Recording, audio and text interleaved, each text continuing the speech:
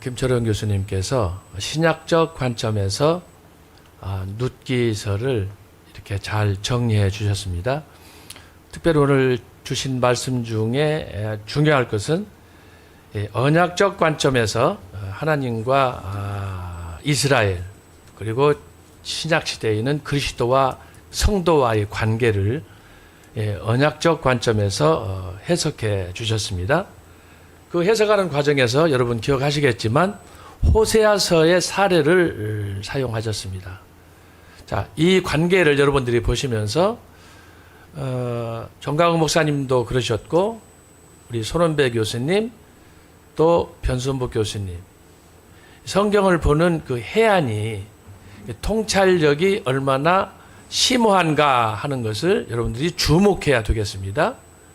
우리가 자주 신학적 토크 때마다 말씀하지만 어떻게 전강욱 목사님께서 성경을 한 편 한 편 지난 몇 주 전에는 우리가 요나서를 살펴봤고 또 이렇게 이번 기간에는 룻기서를 우리가 집중적으로 4회차에 걸쳐서 성경을 살펴봤는데 이 말씀이 조금도 어긋남이 없는 거예요. 요나서면 요나서대로 룻기서면 룻기서대로 주제를 따라서 말씀이 오고 갈 때 그 말씀 안에서 제시되는 그 말씀들이 전 목사님, 우리 교수님들 각자가 전공 분야에 주시는 말씀인데 어떻게 이 말씀이 전체적으로 통일성을 이루느냐 이게 중요한 거예요. 그래서 제가 여러분에게 자주 말씀드립니다만은 오늘 이 신학자 토크도 여러분 단회적으로 이걸 듣고 끝내지 말고 이 말씀을 묵상하세요라고 하는 이유는 아까 초대에도 손원배 교수님께서 조리신학적인 관점에서 다양한 관점에서 이걸 풀어줬잖아요. 그 한 주제 하나하나가 우리에게는 사실 잘못하면 과식할 수 있는 내용들이에요. 왜? 압축되어 있기 때문에. 거기에다가 또 변소복 교수님도 말씀하셨습니다만은 그 내용들이 또 김철원 교수님 말씀이 그래요. 제가 특별히 여기서 강조하는 건 뭐냐?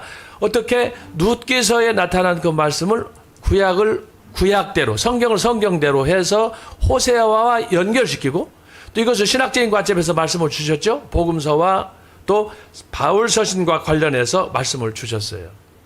이런 면에서 우리가 성경을 읽을 때 너무 편식하지 않고 내가 좋아하는 말씀이 개인적으로 없을 수는 없지만 이것이 너무 극한적으로 제한이 될 때 이런 통시적인 성경에 대한 이해를 우리가 할 수 없다는 거예요. 그래서 우리 교수님들도 그렇지만은 우리가 공히 전 목사님께서 주시는 말씀의 그 맥을 따라서 이렇게 창세기부터 계시록까지 우리가 깊이 있게 볼 수 있는 그런 영적인 통찰력을 우리가 갖는 것이 필요하다라고 하는 것입니다. 그래서 우리가 이것을 잊어서는 안 되겠고 특별히 조금 전에 김철원 교수님께서 주신 말씀 가운데 이 룻기서와 구약의 호세아서를 마태복음 25장에 나타난 열 처녀의 비유 혼인 그 사건과 관련해서 또 연결을 시켰어요. 자, 이런 부분을 보면은 오늘 세 부분이 룻기서 그리고 호세아서 그리고 예수님께서 친히 주셨던 마태복음 25장의 열 처녀의 비유는 다 결혼과 관련되어 있어요.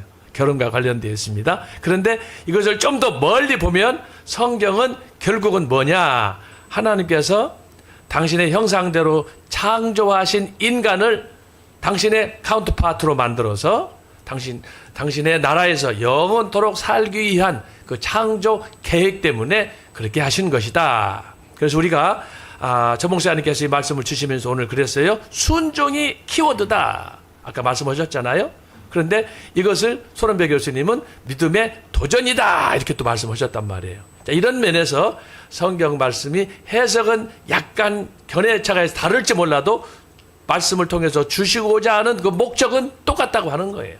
결국은 예수 그리스도가 구약에 나타난 우리의 보아스가 되는 거고 보아스의 아내였던 룻을 아내로 얻기 위해서 그가 지불한 대가가 엄청나지 않습니까? 그리고 그보다도 더 변수분께서 말씀하셨던 구약의 고엘과 또 아까 그 히브리어로 말씀하셨잖아요. 말씀하셨던 피드연, 그 신약에서의 리트론 이 세 가지가 공교롭게도 예수 그리스도의 십자가 사건 구속과 관련되어 있는데 이 모든 용어가 예수 그리스도를 통해서 성취됐다라고 하는 거예요. 이것이 이제 신학적으로 우리가 볼 때 거기 접목할 수 있는 그런 아마 중요한 메시지가 아닌가 그렇게 생각합니다. 어쨌든 우리가 4주에 걸쳐서 정광훈 목사님께서 주시는 룻기서의 그 신학적 의미 이것을 우리에게 말씀을 주셨습니다. 그 첫 번째가 뭐였냐 하면은 우리가 결론으로 살펴봤죠. 결론으로 살펴봤는데 예수 그리스도의 떡을 먹으라. 그리고 침상을 정복하라. 그리고 오늘 우리가 함께 나누었던 소위 말해서 기름 부을 기업을 받을 자, 이 사람이 누군가, 상속자가 누군가라고 하는 거예요. 저는 오늘 전 목사님 또 세 분 교수님께 주신 말씀들을 전체적으로 종합하면서 이런 생각을 했습니다. 결국은 뭐냐? 오늘 룻기서를 통해서 볼 수 있는, 우리가 발견할 수 있는 말씀 가운데 키워드가 뭐냐? 전 목사님께서는 구약의 복음서다 이렇게 말씀하셨는데, 저는 이 말씀을 통해서 한 두 가지, 세 가지로 정리하면 만남이 얼마나 중요하냐라는 것을 제가 여러분에게 말씀드리고 싶습니다. 룻기서는 1장부터 바로 이런 불가능한 만남으로부터 시작이 됐어요. 그런데 그 불가능했던 만남이 정식 결혼을 통해서 그 난관을 극복하고 이방인이 하나님의 자녀가 되고, 자녀가 될 뿐만 아니라 그를 통해서 기업 물을 자가 되고, 소위 말하는 룻이 마태복음 1장 5절에 있는 것처럼 예수님의 족보의 등재가 되고, 이것을 전 목사님께서 설교를 통해서 말씀을 주셨어요. 그런데 어쨌든 한 여인이, 이방인이, 그것도 본인의 이름을 갖고 성경에 당당히 한 편을 기재할 수 있는, 등재할 수 있는 그런 특권을 누린 거, 이 자체가 파격 아닙니까? 바로 이런 그 구속사에서 굉장히 중요한 부분들을 우리가 4주 동안 살펴봤는데, 저는 이 말씀을 정리하면서 가장 중요한 것이 뭐냐? 만남이 그들을 통해서 새로운 역사를 창조했다라고 하는 것입니다. 그래서 룻과 그의 아들들과 며느리들과의 만남, 또 예상 밖의 나오미의 그런 헌신을 통해서 룻과 보아스와의 만남, 이것도 쉽지 않은 거예요. 그런데 전 목사님께서 설교 말씀을 통해서 그랬잖아요. 침상을 정복하라. 이거 전혀 불가능한 거예요. 어떻게 그 당시에, 지금도 이걸 만약에 윤리적으로 봤을 때 이거 불가능한 일이 아니잖아요. 그런데 바로 이런 그 탁월한 그런 그 주제를 가지고 성경을 압축하는 이런 능력, 저는 이것이 전광훈 목사님의 탁월한 능력이라고 판단을 내려요. 우리 교수님들 다 공감합니다. 그래서 오늘 이 말씀을 통해서 드릴 말씀이 많지만 첫 번째로 생각할 것은 만남이 결국은 기적을 낳았다. 오늘 그 기적은 조금 전에 김철원 교수님께서도 오늘 현대에 우리가 어떻게 그리스도의 신부로 살아갈 것인가, 현대판 보아스, 현대판 룻이 누구냐 하는 말씀이거든요. 그래서 이 말씀을 우리가 잘 적응하면서 정말 내가 어떻게 하나님의 사람이 됐는가, 이것은 은혜 아니면 불가능한 일이었습니다.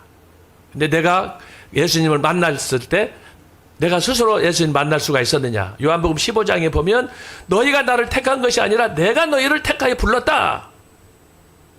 이런 신학적인 가르침은 기독교 외에, 성경 외에 다른 종교에서는 전혀 찾아볼 수 없는, 그런 면에서 기독교는 다른 종교와 같은 종교가 아니에요. 유니크한, 하늘로부터 말씀 자체가 계시로 임한 그런 계시 종교다라는 것을 여러분들이 먼저 기억하시면 좋겠습니다. 두 번째로는 뭐냐? 그 만남의 핵심은 결국 사도 바울이 말하는 것처럼 빌립보서, 오늘 룻기서와 관련해서 빌립보서 2장 6절부터 12절까지 압축되어 있습니다. 우리 한번 찾아보고 정리하도록 하겠습니다. 빌립보서 2장 6절입니다. 어떻게 그분이 도성인신 됐는가, 어떻게 그의 삶이 마지막에 영광을 받게 됐는가 하는 거예요. 이 말씀은 결국은 룻기서, 아까 룻기서는 그림자, 그리고 신약의 말씀은 성취이기 때문에 이 성취된 말씀이 아까 변수모 교수님께서 말씀하셨던 구약의 고엘의 그 의미가 또 이것이 신약에 와가지고 예수 그리스도의 십자가 사건을 성취된 이 과정, 그 중심에 바로 예수 그리스도께서 십자가에서 죽으신 도성인신하셔서 하나님의 역사를 이루신 말씀 속에 여기에 사도 바울이 잘 정리를 했습니다. 이 말씀을 보시면 하나님과 우리와의 관계, 우리와 예수 그리스도의 만남의 이 모든 것들이 거기에 압축이 되어 있습니다. 한번 읽겠습니다. 그는 근본 하나님의 본체 신앙, 하나님과 동등됨을 취할 것으로 여기지 아니하시고 오히려 자기를 비어 종의 형체를 가져 사람들과 같이 되었고 사람의 모양으로 나타나셨으며 자기를 낮추시고 죽기까지 복종하셨으니 곧 십자가에 죽으심이라. 이러므로 하나님이 그를 지극히 높여 모든 이름 위에 뛰어난 이름을 주사 하늘에 있는 자들과 땅에 있는 자들과 땅 아래에 있는 자들로 모든 무릎을 예수의 이름에 꿇게 하시고 모든 입으로 예수 그리스도를 주라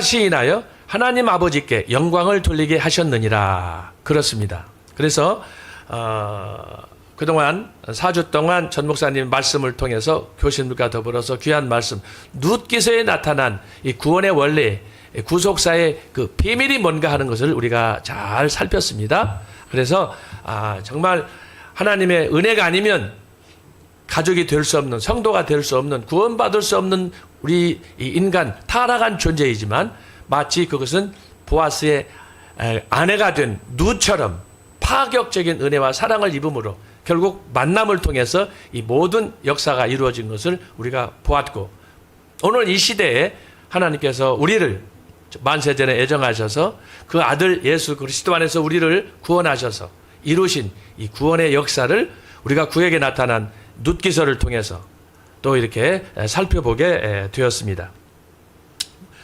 몇 가지 더 드릴 말씀이 있지만 시간이 많이 가기 때문에 정리하도록 하겠습니다. 어쨌든 중요한 것은 빌립보서 2장에 나타난 이 말씀, 탕자와 같은 우리를 하나님께서 버리지 아니하시고 당신의 자녀로 삼아주신 것, 이거에 대한 은혜를 우리가 특별히 감사하고, 이번 주간 지금 고난 주간을 보내며 주일날은 부활주일입니다. 부활주일날은 광화문에서 또 우리가 공개 광약교회 광화문 이승만 광장에서 예배를 드릴 텐데 여러분 모두 참석하셔서 룻기서를 통해서 주셨던 이 하나님의 놀라운 능력과 은총을 다시 한번 예수 그리스도의 부활로 찬양과 영광을 돌리는 그런 축제의 주일날이 되었으면 좋겠습니다. 그래서 지난 4주간 동안 함께했던 전 목사님을 통한 룻기서의 말씀, 그리고 우리 교수님들 손원배 교수님, 변순모 교수님, 김철영 교수님 함께했던 지난 4주간 너무나 행복하고 즐거웠던 시간이었습니다.